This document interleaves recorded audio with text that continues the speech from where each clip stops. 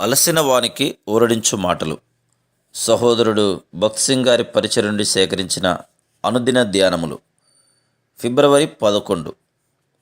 ఈయన తన ద్వారా దేవుని ఎదుర్కోవచ్చు వారి పక్షమున విజ్ఞాపనము చేయుటకు నిరంతరము జీవించుచున్నాడు గనుక వారిని సంపూర్ణముగా రక్షించుటకు శక్తిమంతుడై ఉన్నాడు. హెబ్రీ 7:25.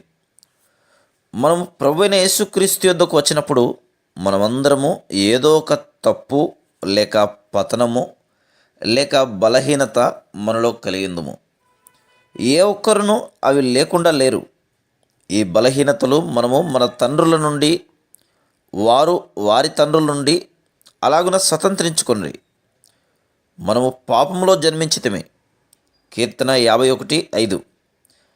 తండ్రికి చెడ్డ కోపం ఉన్న ఎడల తప్పక పిల్లలు దానిని కలిగిందురు.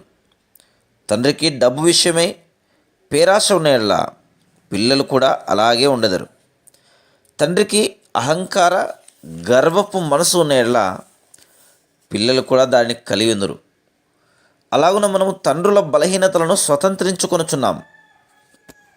మనము సంస్కారం ద్వారా, కన్నీళ్ళ ద్వారా, ఇతరమైన వాటి ద్వారా మన బలహీనతలను జయించలేము. అయితే దినదినము మనల్ని మనము తగ్గించుకొని మన పతనములు, బలహీనతలను ఒప్పుకొనుట వలన యేసుక్రీస్తు ప్రభు మనల్ని రూపాంతరపరచును. ప్రభువైన యేసుక్రీస్తు మన ప్రధాన యాజకుడు గనక మన బలహీనతలను తన భుజంపై భరించును.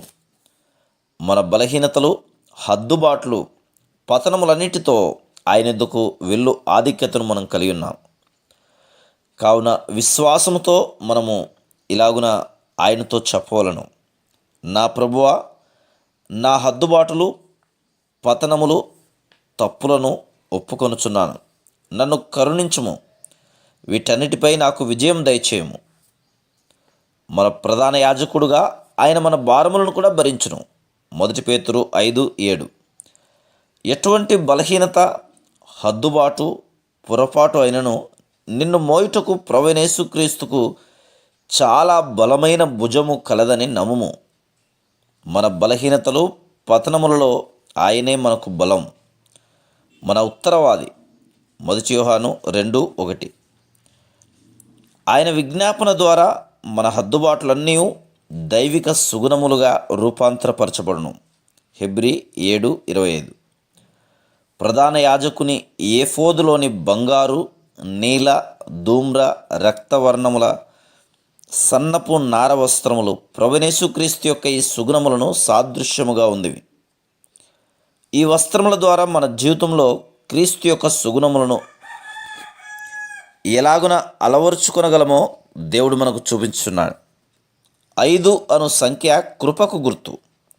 మనం ఇష్టపూర్వకంగా ఆయనకు లోబడు కొలది దైవిక సుగుణములు మనకు దయచేయబడును.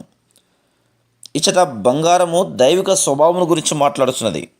దాని ద్వారా మనం పరలోక విషయములను మరియు బయలుపరచబడిన క్రీస్తు యొక్క సుగుణములను తెలుసుకొనగలుగుదుము.